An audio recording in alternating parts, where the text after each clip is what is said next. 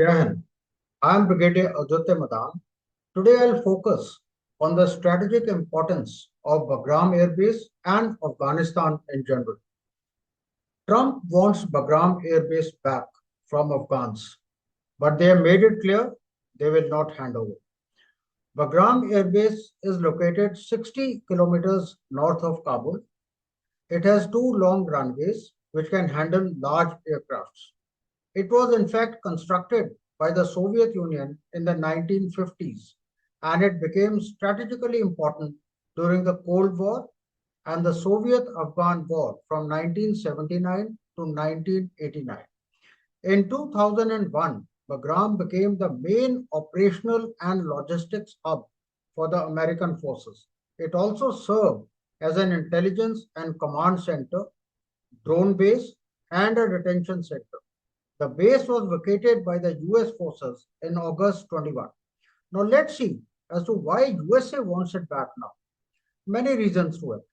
Bagram Air Base dominates the Chinese Lopner nuclear test site in Xinjiang, 2000 kilometers away, and Pokono nuclear weapons facility towards the east in Qinghai province.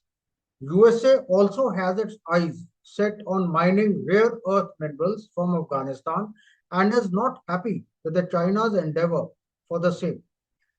During recently held 7th October Moscow format consultations, 10 countries opposed return of American forces to Bagram.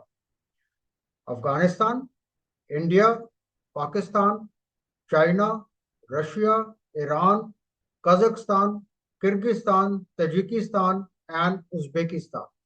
However, what is important for us to understand is that the reasons of every country were different. India has opposed due to concerns over sovereignty and territorial integrity, while China wants to safeguard its belt and road investments. Pakistan has opposed as it fears border instability. Central Asian countries, they share porous borders with Afghanistan. They fear that the USA forces could provoke battle, uh, border militancy, and turn Afghanistan into a proxy battleground once again. It's quite clear now that the countries of this region, they prefer regional security frameworks like the Moscow format or Shanghai Cooperation Organization rather than the USA dominance. Taliban are worried that by allowing US forces to return, it will alienate their support base and spark internal dissent. The message to USA is quite clear that Afghanistan's future now onwards will be decided locally by the regional powers rather than USA. India has taken its first step by upgrading its technical mission to a full embassy. But I feel that India must recognize Taliban at the earliest. For the moment, we should shed the moral argument of Afghans' discrimination against women and place our country's strategic interests first in view of changed geopolitical environment in our neighborhood.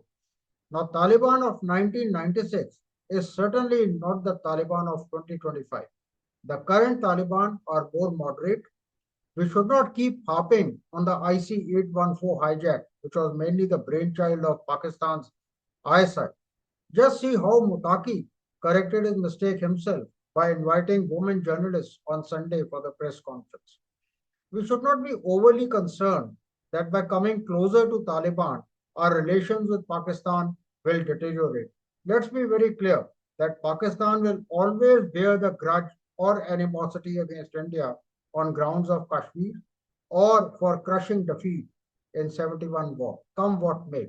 So let's forget about appeasing Pakistan by avoiding Taliban. When it comes to Pakistan, Afghans have always supported us, especially on Kashmir, being a bilateral matter. So far, only Russia has recognized Taliban. Don't be surprised if within a month China and Pakistan also recognize Taliban for their own interests.